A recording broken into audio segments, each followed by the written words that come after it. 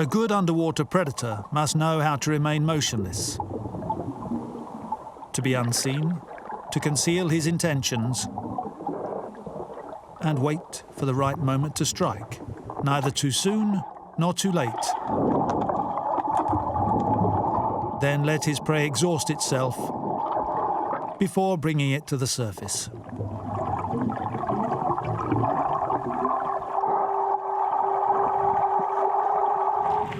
In a Siberian lake, Vladimir Putin indulges in one of his favorite pastimes. In this summer of 2017, the president of Russia gained his revenge.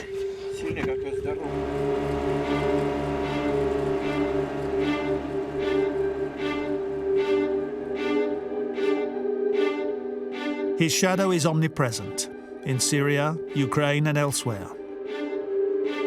He manipulates the political life of Western democracies. He has managed to influence the presidential elections of his American enemy. To restore Russia's lost power, Putin has drawn the West into a new Cold War.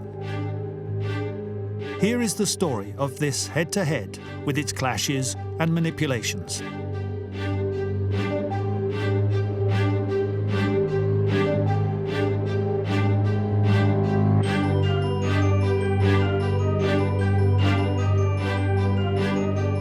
This is primarily a tale of revenge, the story of an outcast making his comeback, at the head of a country also making a comeback.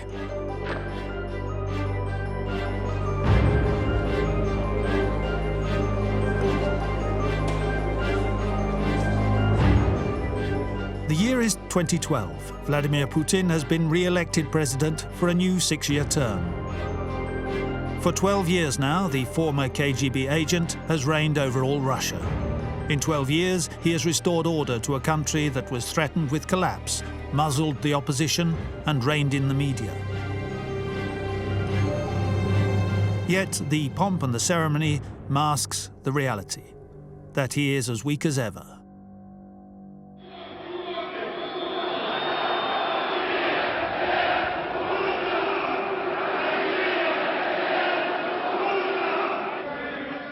For months, all over the country, the largest crowds of demonstrators since the fall of the Soviet Union have been denouncing rigged elections and demanding that Putin stand down.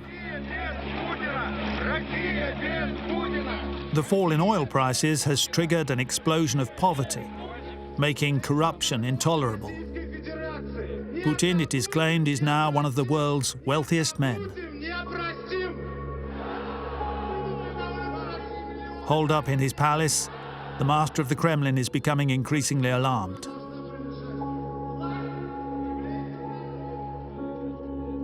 So, he counterattacks, using a tried and tested method. He describes a conspiracy hatched by the West, the United States and the CIA.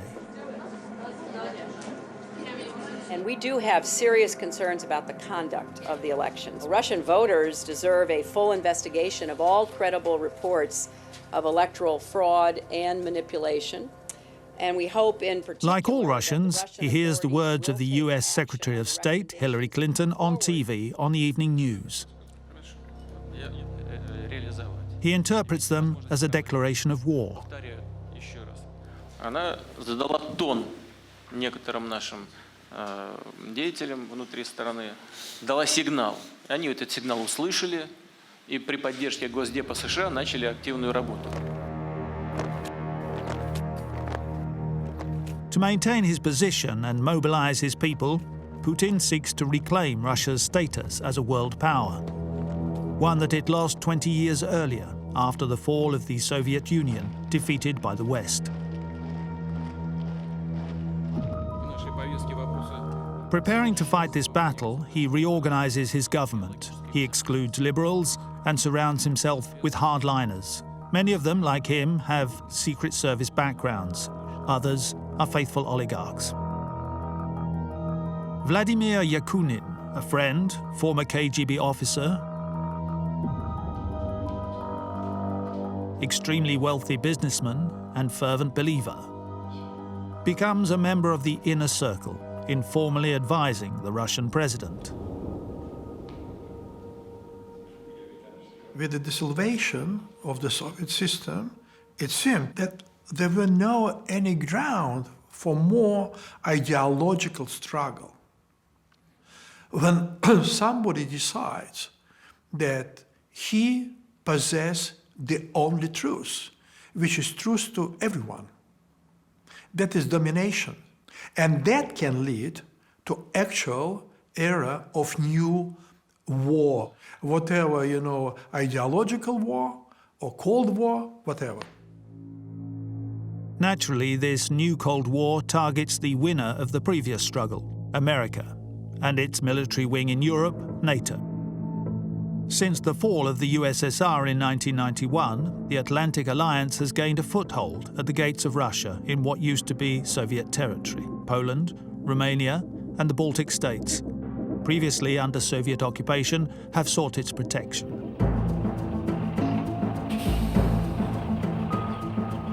The time for military maneuvers has come. Putin's nationalist discourses are worrying Russia's neighbors. Across Eastern Europe, the United States plans to deploy an anti-missile shield, a new weapon at the cutting edge of technology.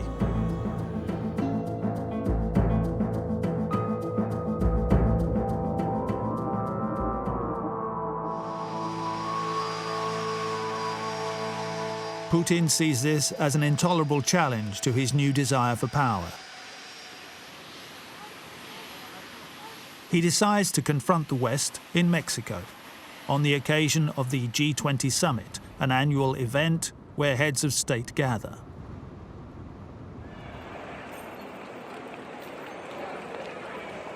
Behind the scenes, these summits are an opportunity for leaders to size each other up, negotiate, and make shows of strength. It is the modern equivalent of the medieval jousting fields on which lords would confront one another. His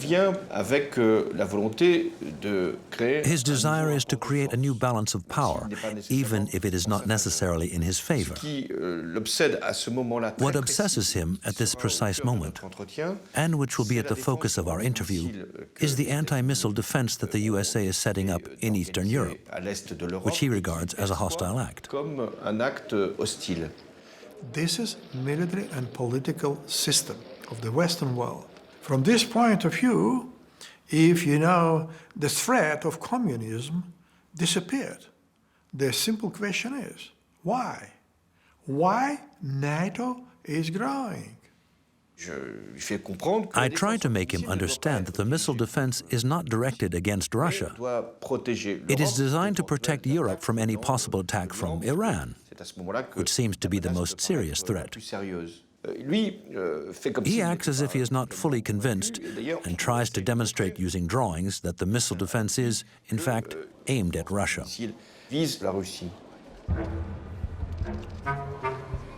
Putin knows that Iran is but a pretext, but he hopes to be heard by the real leader of NATO, whom he is meeting for the first time on the international scene.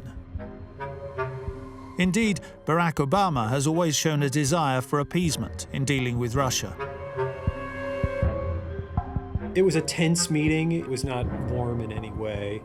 Putin lectured President Obama at length about all the misdeeds of the United States over the years, going back to the Clinton administration and NATO enlargement. President Obama always engaged Mr. Putin in a spirit of logic. And the logic that we saw in the relationship was not necessarily the same logic that Mr. Putin saw. When somebody is trying to assure you, listen, I come with my tanks, I come with my, military equipment to your backyard, but be calm. That is not against you. Would you believe? And then there was also, I think, a geopolitical argument that the West should take advantage of this time to move east and to make sure that Poland and Hungary and Estonia are forever outside Russia's sphere of influence. Free states should be able to say, we're in NATO, we're not in NATO, we're in the EU, we're not in the EU. Who is Russia to tell them how they should behave? Henceforth, the anti-missile shield in Eastern Europe is non-negotiable, Obama tells him. the press conference is icy. Мы поговорили и о международных проблемах. We have also discussed international affairs. All interested parties in trying Basically, Obama seriously doubts how much clout Putin really has as head of a country with a GDP equal to that of Spain. The meeting between the two men ends on a disagreement. Thank you, everybody. They did not consider Russia the equal partner. Good, not that good, but equal. That way of behavior was a clear sign of the feeling of superiority. Kind of,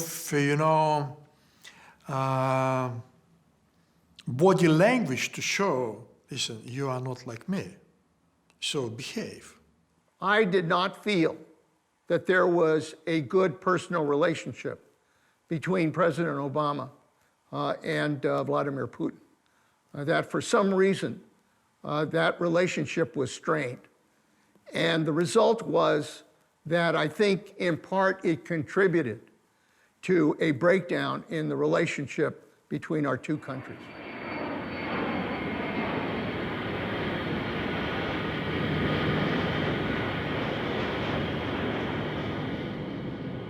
Putin senses disdain from Obama. A small detail, but an important one in Putin's eyes, is that the US president does not attempt to speak a single word in Russian, while he manages to throw in a little English. If I know 2 words in Chinese, or maybe in German, in my negotiations, I will find a proper place to use this knowledge, to show my respect.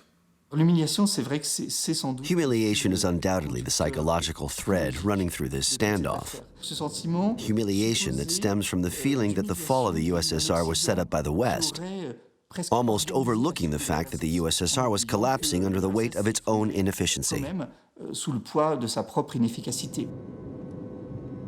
Putin is very Russian. There's a big inferiority complex about how the West doesn't take us seriously. They see us as the kind of retarded little brother that they can just kick and insult all the time. They had been a great power that was on par with the US, that was calling the shots all over the world, and now people don't even listen to them.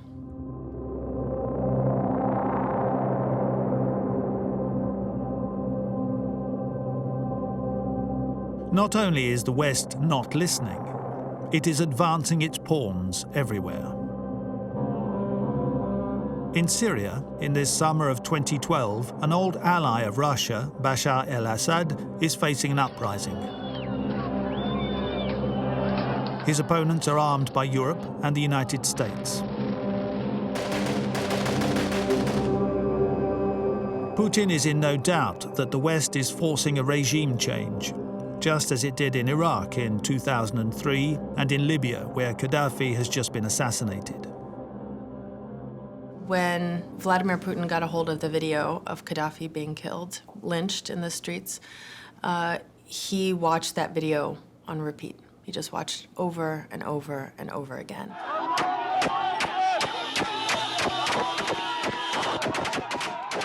And apparently he did the same thing with the video of Saddam Hussein's execution. I think he takes these things very personally. I think Putin was watching it to understand that should someone stand up to the United States, and should there be a real fight, real confrontation, one should expect no mercy. For Putin, the Arab Spring bears an uncanny resemblance to the street demonstrations against his rule a few months earlier. So to stem the Western advances in Syria, he supports, at arm's length, a regime on the verge of collapse.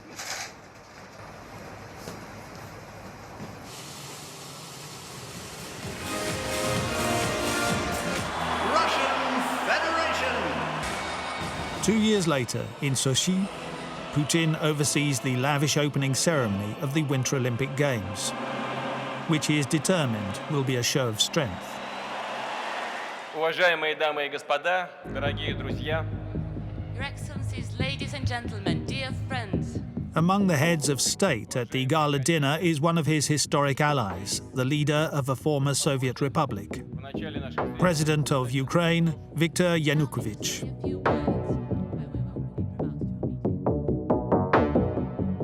Ukraine, with its 45 million inhabitants, occupies a strategic position between Europe and Russia.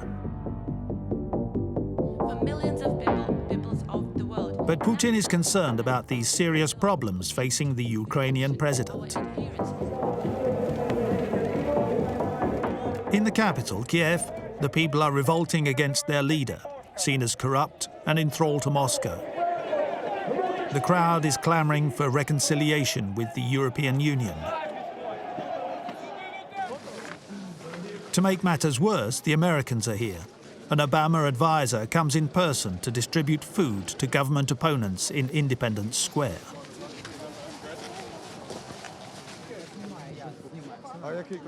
As far as Putin is concerned, after the fall of the Soviet Union, the United States promised to never integrate Ukraine into the Western camp.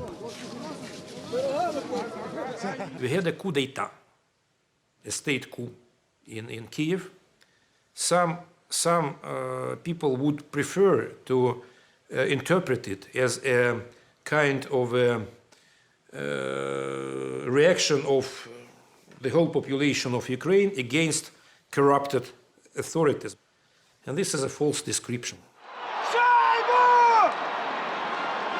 On February 15th, things begin to heat up. Russia's national hockey team faces a crucial match against the United States. In Ukraine, the government flexes its muscles against the pro-Western opposition. It's a nightmare for Putin, who fears the country is falling into the pocket of NATO, which would then be a mere 500 kilometers away from Moscow's door. The United States go on to win the match in a penalty shootout, much to the anger of the Russian president. He urgently summons his Security Council. His plan is to invade Crimea in Ukrainian territory. This Russian-populated peninsula is home to a Russian naval base. But a military invasion in Europe is not a decision to be taken lightly. Putin consults his advisors and ponders his next move. In the inner circle of power, some hardliners urge him to go on the offensive, such as Konstantin Malufiev, an oligarch of the younger generation, an ultranationalist high priest of Russian Christianity. That was his decision. And I can, again, just to tell you what I heard, that it was not easy. And of course, that was debated and realized there what would happen after and what would be the reaction from the West, from Americans who sponsored this junta in Kiev. And of course, their reaction was obvious. До свидания, Сочи! Gambling that Obama dare not confront him, Putin gives the green light. During the entire period of the Sochi Olympics, Vladimir Putin was relatively unobtrusive. On February 23rd, he closes the Olympic Games and, in the early morning of February 26th, Crimea wakes up in the hands of the Russian special forces that landed in the night. One sovereign state, Ukraine, is invaded by another, Russia.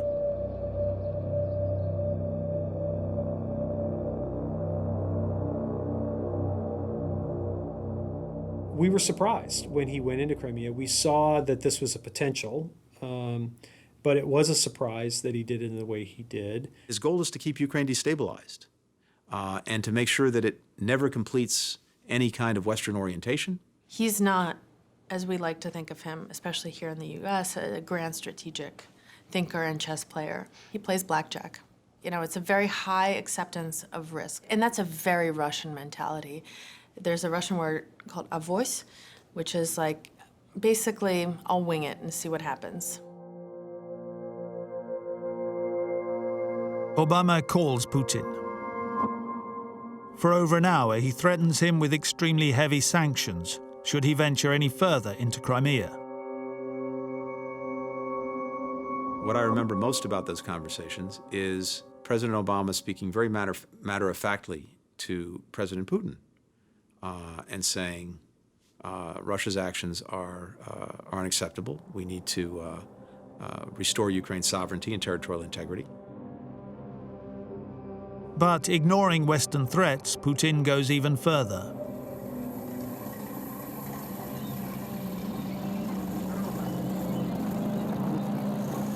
In the summer of 2014 in Donbass, an eastern region of Ukraine, Russian troops without uniforms arrived to support the separatist pro-Russian rebels fighting the new government in Kiev. A dirty war begins.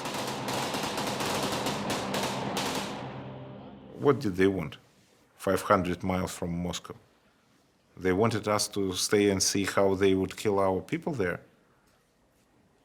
So we have to protect ourselves. And it means that to protect our interests near our borders. Suspected by the West of financing separatists, Malofeev is subject to sanctions. For Putin and his fellow countrymen, the war is not without cost.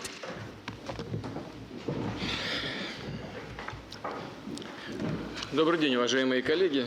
Начнем с ситуации вокруг Украины, вокруг Крыма. About 50 members of his inner circle are denied the right to travel and have their overseas assets frozen. Severe sanctions applied by Europe and America affect oil exports, the banking system and armaments. Сергей Викторович, что по этому поводу могли бы нам сказать и проинформировать о чем? Президент Обама объявил о новых санкциях, которые касаются примерно 20, опять же, физических лиц и одного финансового учреждения Банка России. Сколько физических лиц? Около 20. Кроме этого, наши украинские соседи... Let's play to our advantage. Let's play to our strong suit. What is our strong suit? It's the economy. It is not the balance of power in eastern Ukraine. Because on the economy, the West, the EU plus the US together are 50% of global GDP. Russia is a few percentage points. In February 2015 in Minsk, Putin finally negotiates a ceasefire with the West. Master of a conflict that he personally orchestrated, he has ensured that Ukraine will not join NATO or the European Union anytime soon. But at what price?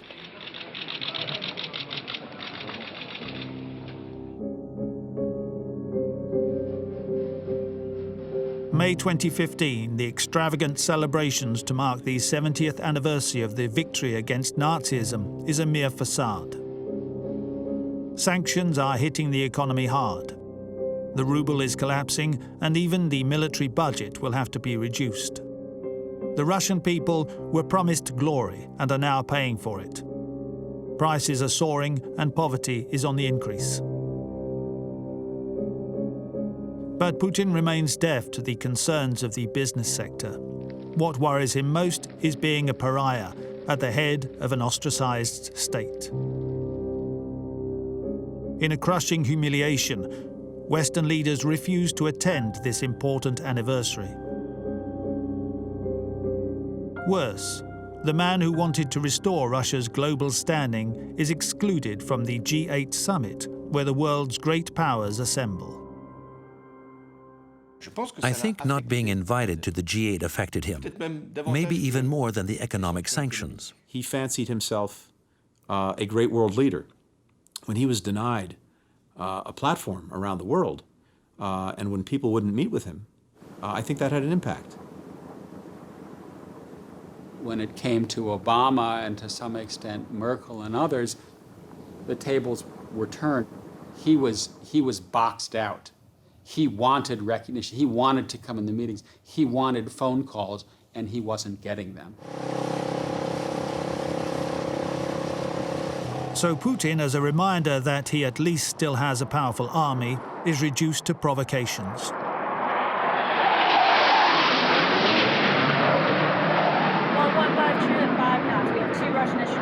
Currently conducting multiple passes. For the first time since the Cold War, Russian jets threaten American ships in the Baltic.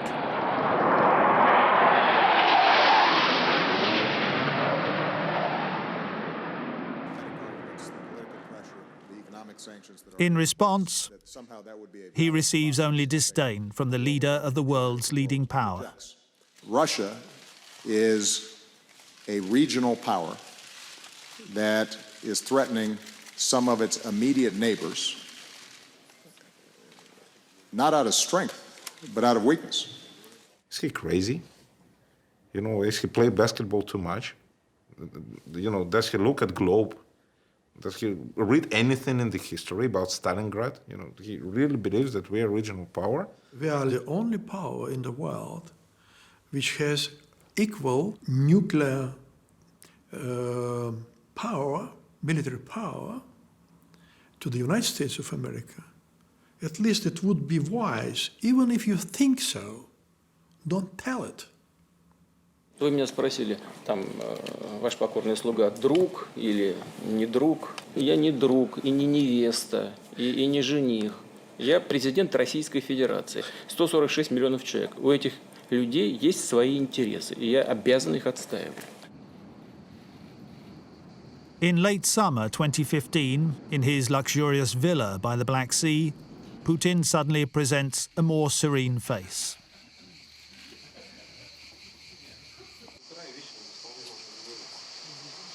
In his attempts to break free of the banishment imposed upon him by the West, he now realizes that confrontation is an ineffective strategy.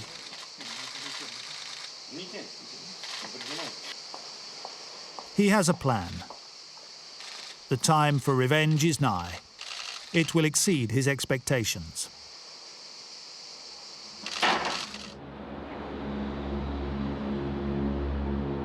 Товарищ Верховный Главнокомандующий, в соответствии с вашим распоряжением, боевая авиация наших вооруженных сил с 30... First, he returns to center stage thanks to a bold move in Syria. Боевая авиация наших вооруженных сил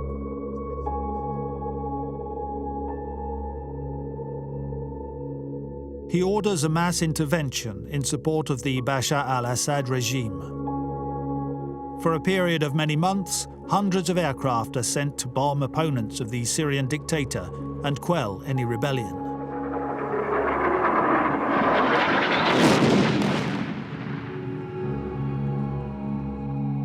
Taken by surprise, the West opts not to obstruct Putin, but has ulterior motives. Our calculation was that Russia risked being in a situation where it was stuck, like Afghanistan, where over time it would have to spend more and more resources to prop up Assad.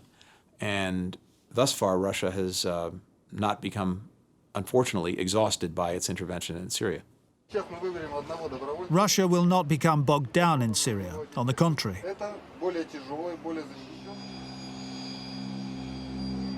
Its intervention allows the Assad regime to quash the rebellion.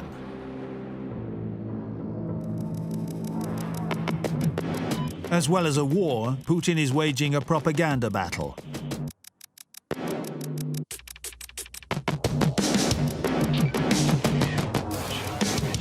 Which is why the following year, in May 2016, he appears in a grandiose TV spectacle to celebrate his first great victory against ISIS, taking back the famous archaeological site of Palmyra. Надежды не только на возрождение Пальмира как достояние всего человечества, но и на избавление современной цивилизации от этой страшной заразы, от международного терроризма. Большое вам всем за это спасибо. In reality, Putin is fighting ISIS less vigorously than the more moderate opposition. By posing a bulwark against terrorism, Putin is primarily addressing public opinion. His hope is that, traumatized by the attacks, many Westerners will be taken in by his belligerent posturing. It's what you might call his communication logic. Look, it was me, Vladimir Putin, who was the clear-headed one in all of this. And it is Russia that will eradicate ISIS. Russia became to be the only solid rock in all this chaos. That's why, you know, different people, different countries start to look at Russia as we call this, the keeper, peacekeeper. The Syrian operation showed Putin the importance and impact of communication.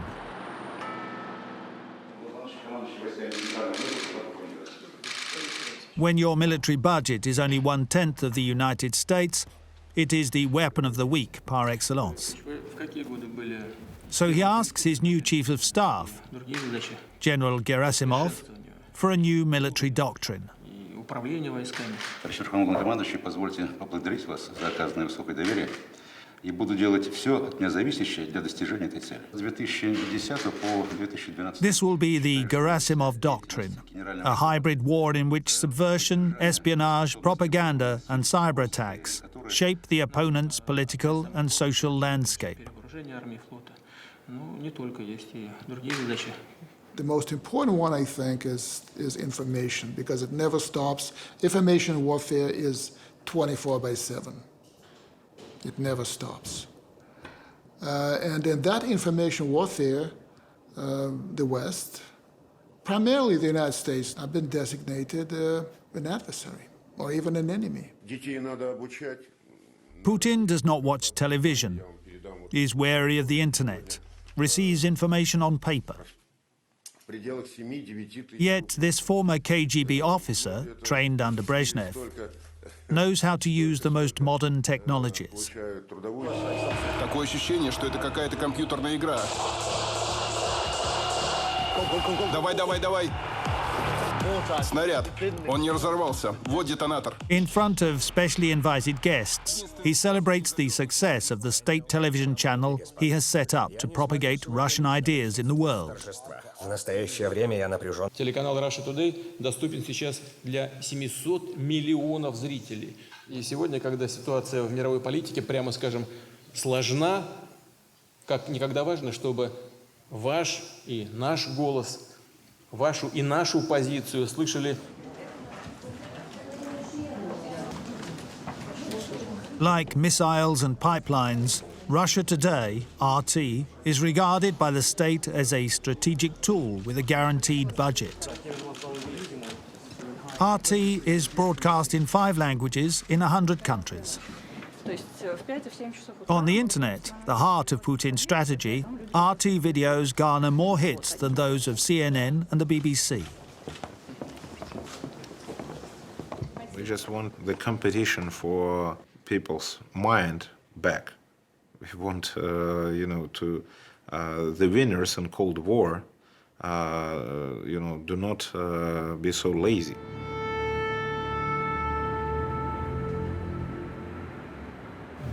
The United States are, of course, a priority target.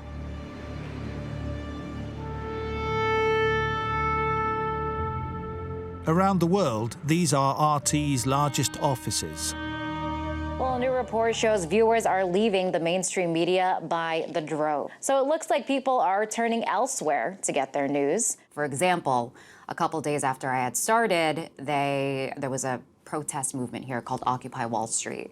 And they had covered that. We covered it actually extensively. Police brutality running wild in New York. We blew it out of proportion, and now I realize why. It's their dream to see Americans protest and Americans themselves voicing their distrust of the system of American democracy and capitalism, and Americans themselves saying that the system isn't working. Since President Obama took office, the country has seen the largest rise of people on food stamps ever. Here in D.C., because we are out here struggling. My name is Daniel Bushell. Top officials say the White House is behind the terrorism of their population and new evidence from 9/11. There were a lot of conspiracy theories. That was a big part of the strategy. They tried to kind of hijack existing problems in the U.S., existing divisions. Putin understands that public opinion is the weak point of Western democracies.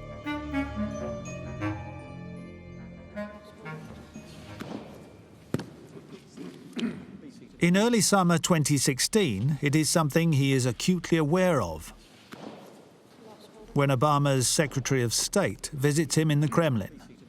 Well, Mr. President, we're very appreciative for the opportunity to have a serious conversation about serious issues.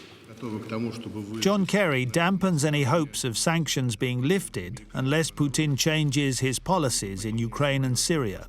Worse, plans for another bank of anti-missile bases on Russia's borders have been announced. More worryingly, 6 months hence, he may be dealing with someone even more inflexible.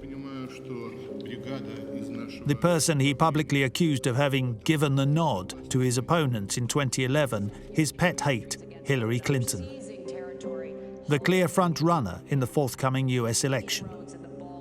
He's a very arrogant person to deal with. Like many bullies, he is somebody who will take as much as he possibly can. Russia is trying to move the boundaries of the post-World War II Europe. We've got to get NATO back working for the common defense. Watching the race, Putin is surprised to see an outsider emerge, a populist who criticizes NATO and expresses admiration for Russia. You know, Hillary likes to play tough with Russia. Putin looks at her and he laughs, okay? He laughs. Russia doesn't like ISIS any better than we do. Wouldn't it be nice if we actually got along with Russia and you could knock them out together? Wouldn't that be a good thing? The choice for us was between maniac, who is Clinton, mad witch, and hooligan, who is Trump. Whom you would prefer to meet at the street, maniac or hooligan? Hooligan, of course, because with hooligan you have a chance. And with maniac, there is no chance. The thing she was advocating was a no-fly zone in Syria. To me, that was an invitation to a shooting match between the US forces and the Russian forces in Syria. Because Clinton was so Russophobic and so trained in this neoconservative style that I'm now the leader of the global world and I have a rival province called Russia who is, you know, doing something wrong. Of course we preferred Trump.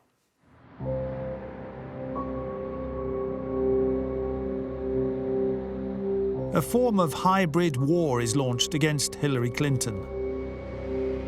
Russian hackers pretending to be Americans produce over 1 million tweets hostile to the Democratic candidate.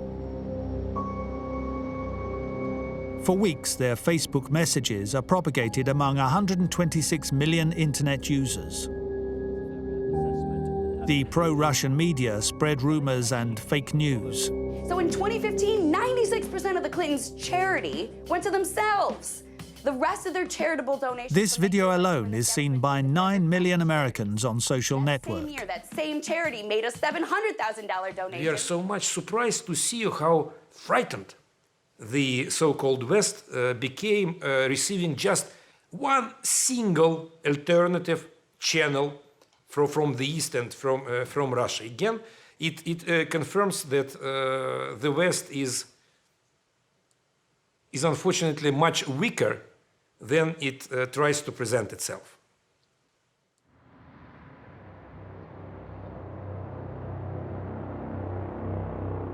Putin forces home his advantage. What the KGB called active measures are now implemented. The Trump team is approached. In all, a dozen advisors or members of the candidate's inner circle. US intelligence agents are facing an unthinkable scenario. In any what they call active measures, we would call covert action in the United States, efforts to influence an election or to influence the way a foreign government acts, is going to involve a human element. So I can say with almost certainty that Russians would be looking for people We've seen information around the edges that suggests that perhaps some people around the Trump team had been engaging with the Russians. The notion that, hey, we can help you with information that we have on Hillary Clinton and your political opponents if in turn you take the idea of Ukraine off the agenda. In other words, we can make a deal here. In late August 2016, 3 months before the election, Putin's hybrid war reaches a critical point. Hackers hijacked the Clinton team's computers to steal compromising emails. Voting machines are also targeted. The very heart of American democracy is under attack. This time, US intelligence has no doubt as to where the attack is coming from. Our intelligence community was able to conclude that there was a serious effort underway by Russia to interfere with the election. They say that Vladimir Putin directed an information operation against the United States elections, and that his goal was first to weaken American democracy, to get us to fight amongst ourselves, and second, to increase the chances of Donald Trump and decrease Hillary Clinton's chances. The most important engagements, I think, with the Russians on the subject, first were the CIA director, John Brennan, with his counterpart in August, telling him what we were seeing, what was happening. The Obama administration, however, is helpless to prevent this unprecedented attack. How to fight back? A plan to launch cyber attacks against Russian infrastructures is considered. We spent a lot of time on to decide whether there should be some price paid for what they'd already done, some punishment. That last piece we thought could wait, and we could work on it and think about it. The most important thing was to get them to stop and prevent them from doing it again. The White House decides to handle the case in complete secrecy. Because we thought the main Russian objective was to create doubt and accelerate a crisis of credibility and legitimacy about our institutions, we had to be very careful in how we talked about this in public. Because even if we had said, and the president had said, this is what they're trying to do, but they won't succeed, it still might have created the very doubt Russia was trying to sow. They thought that Hillary Clinton would win under any circumstances. They didn't want to develop a whole new political issue. Classically Obama. You know, it was paralysis by analysis. Let's talk about it, let's think about it, let's get it just right. You know, it's the exact opposite of Putin, who doesn't consider all the strategic implications. They want to consider every possible angle, every possible repercussion. There were a lot of lawyers in the room to make sure they didn't break any laws.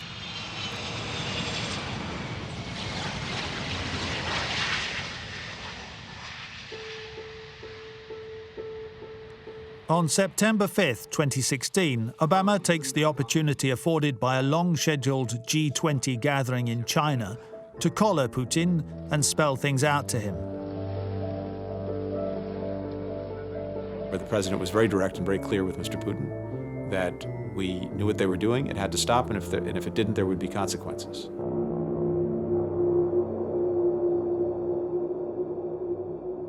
Nobody, neither Mr. Obama nor any security service in the world has ever provided us with any kind of evidence of Russian interference.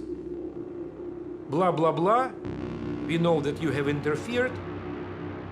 It's very difficult to deal with someone who, again, lies on a regular basis. He's a former KGB officer. I think intelligence officers around the world have a very similar way of looking at the world. There's a bar at our training facility that has sort of a funny phrase up above the bar, and it says, admit nothing, deny everything, make counter-accusations. So there were so many very sensitive, very delicate issues which could have damaged the election campaign of Madame Clinton that some genius in her administration invented this way out, blaming Russia for meddling. Everything we saw after that suggested that, as far as we could tell, Russian efforts to exfiltrate information and then turn around and use it in some fashion seemed to stop.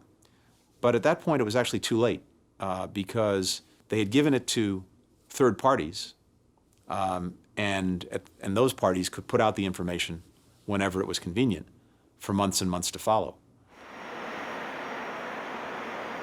This third party is the WikiLeaks website.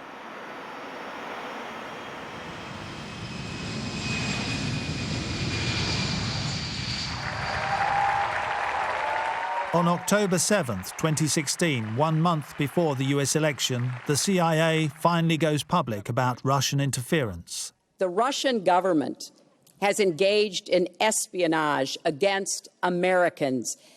Over the next few hours, WikiLeaks releases hacked emails from Hillary Clinton's team, significantly weakening the candidate. To run for the presidency. She has no idea whether it's Russia, China, or anybody else. I am not quoting myself. No idea.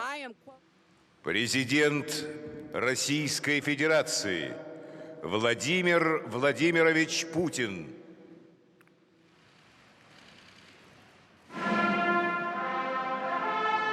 In this tight election, where every vote counts, the many months of Russian interference weigh heavy on the result. Хочу поздравить американский народ с завершением избирательного цикла. Господина Дональда Трампа с победой на этих выборах, которые были направлены на восстановление отношений между Россией и Соединенными Штатами. The former lieutenant colonel of the KGB has struck a brilliant blow. He has influenced an American election and even appears to be a godfather figure to the man who is now president of the world's leading power. For Putin, revenge is sweet. The period during the 1990s after the fall of the Soviet Union, when the Americans could bend his predecessor Boris Yeltsin to their will, seems a very long time ago.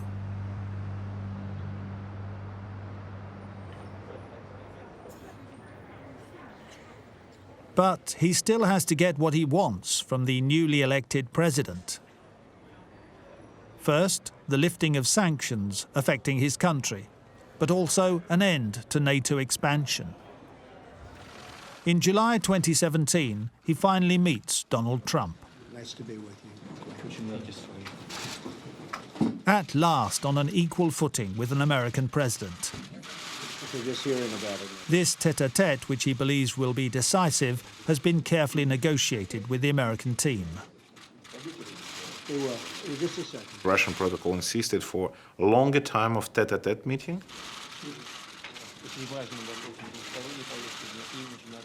President Putin called himself a master of human relations. Putin was hoping to establish some kind of personal chemistry. You see Trump, if you meet with him one-on-one, if you're able to give him the impression that you click with him, that you understand him, that you think he's, brilliant, if you flatter him, he'll give you what you want. The Americans insisted on shorter time of tête-à-tête meeting. Thank you. That would give you a key why their meeting in Hamburg was interrupted, because nobody wanted President Putin, to talk tête-à-tête. So that was their point. Here we go. Thank you. Thank you very much. Thank you. Putin must face facts. Trump cannot commit to anything and remains evasive in all matters. He is kind of being bandaged, if you know what I mean. And he cannot do what he promised to do. No agreements were reached, and we are still far, far away from each other, and I believe that we lose time. In his desire to harm Hillary Clinton, Putin did not plan on finding himself faced with a weakened president and an America more hostile than ever.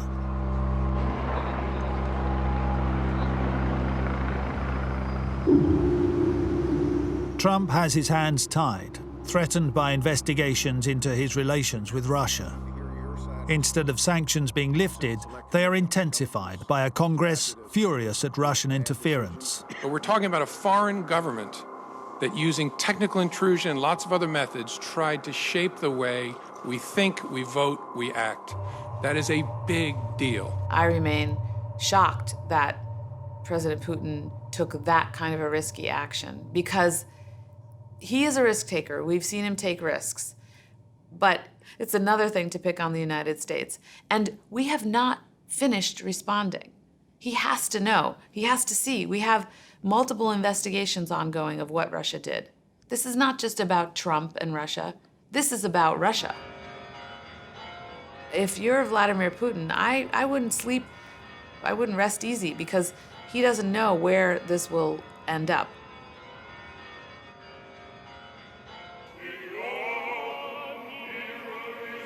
But Putin does not stop there. In the wake of his US operation, he is suspected of trying to influence the French presidential elections in the spring of 2017, as well as the Brexit referendum. You know, I think that Putin is a very complicated mix of someone who is tactically quite shrewd, but at the same time, he is caught up in his own rhetoric. In the long run, is this a win for Russia? That it's isolated? That it faces economic sanctions? It is the price to be paid for his revenge on the West. For the time being, it allows him to maintain his grip on Russia.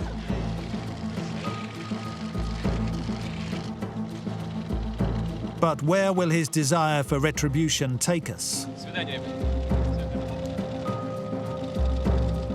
Just how far will Putin go?